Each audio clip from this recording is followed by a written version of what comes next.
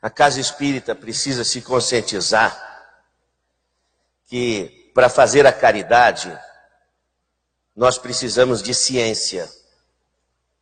Por que precisamos de ciência? Para saber do que sofrem as pessoas. O maior problema hoje é suicídio.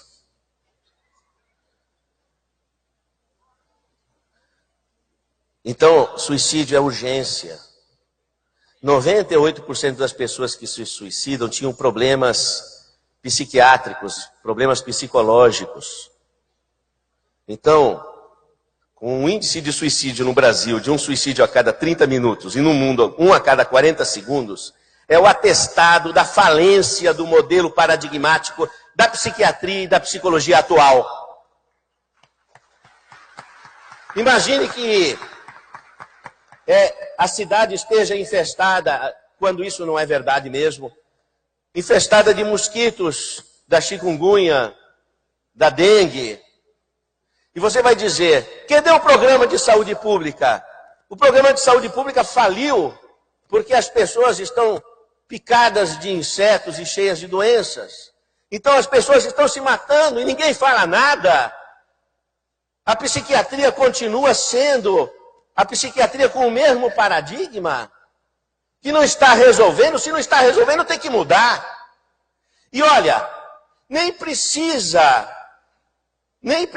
que façamos força para a mudança de paradigma. Recentemente, a Associação Mundial de Psiquiatria lançou uma carta dizendo: o médico deve investigar a questão espiritual no seu paciente.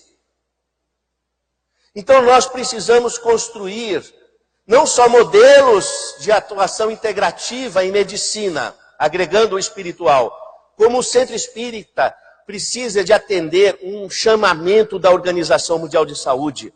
Em 1990, na cidade de Ottawa, a Organização Mundial de Saúde lança a chamada Carta de Ottawa. A prioridade da Organização Mundial de Saúde não é o tratamento da doença, não é a prevenção, é a promoção de saúde. E promoção de saúde envolve biopsico, socioambiental, funcional e espiritual. E diz mais: cabe a todo cidadão, de qualquer profissão ou condição, o compromisso de promover a saúde.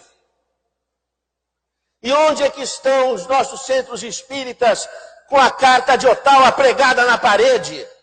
Que é a licença para tratarmos do assunto espiritualidade dentro das necessidades da nossa sofrida população. Então nós precisamos que o Centro Espírita se atualize, que se integre a um movimento das coisas que são coincidentes com os nossos propósitos e que já estão em pauta. No F44.3 do Código Internacional de Doenças, estados de transe e possessão representam uma perda de identidade, numa situação em que a pessoa não tem controle, mas deixa de ser doença quando a pessoa tem controle do fenômeno no seu contexto cultural ou religioso. Significa, se aquela senhora aprende a dominar a sua sensibilidade,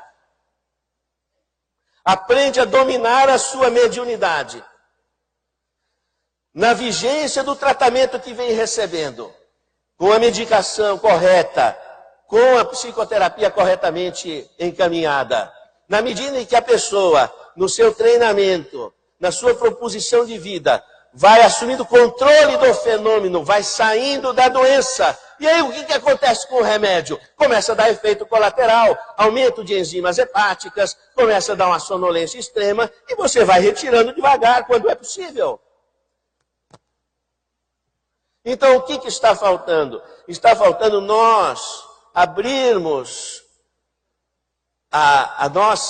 o nosso centro espírita para essas perspectivas que vêm surgindo, para que a gente possa usufruir desse saber e nos enxergarmos como agentes promotores de saúde. Nós fundamos a Unispírito, Universidade Internacional de Ciências do Espírito, para formar agentes promotores de saúde baseado na Carta de Ottawa.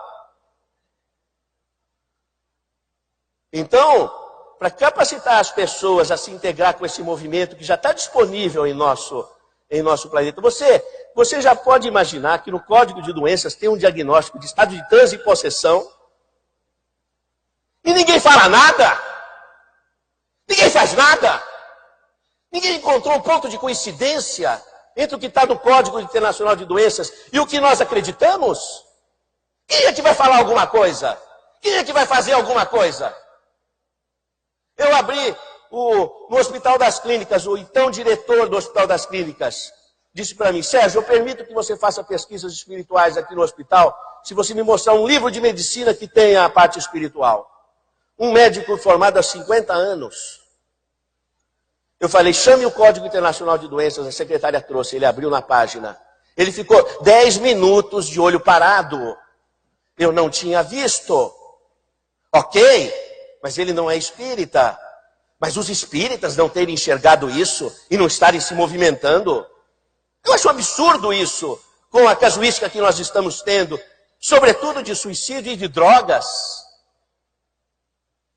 Gente, vocês me desculpam essa forma impetuosa de falar, mas chegar às 6:30 da manhã no consultório e sair 9 da noite, vendo o que eu estou vendo, sabe? No último mês foram 3 mulheres que pularam de um prédio na Vila Mariana, em São Paulo.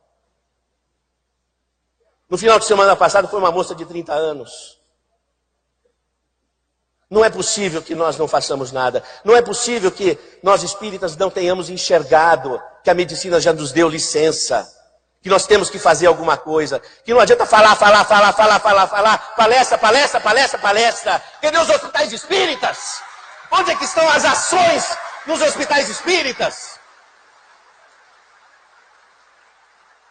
Existem 100 hospitais espíritas no Brasil, os maiores. Cadê os espíritas levantando o atendimento desses hospitais que estão minguando na miséria?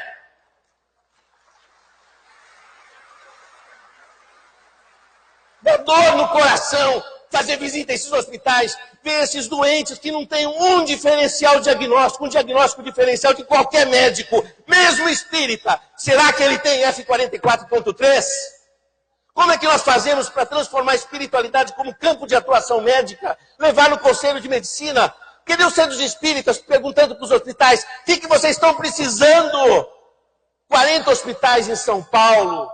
20 deles têm 5 mil leitos de doentes mentais. Onde é que estão os espíritas? Falar, palestra. Mas nós temos que fazer alguma coisa. E eu não estou aqui indignado por mim, não. Eu estou sofrendo por conta dessas pessoas. Nós temos que tomar uma providência. Vocês me desculpam o desabafo. Diz que bom terapeuta é o que ouve. Eu já me sinto terapeutizado, amenizado nas minhas ansiedades. Obrigado.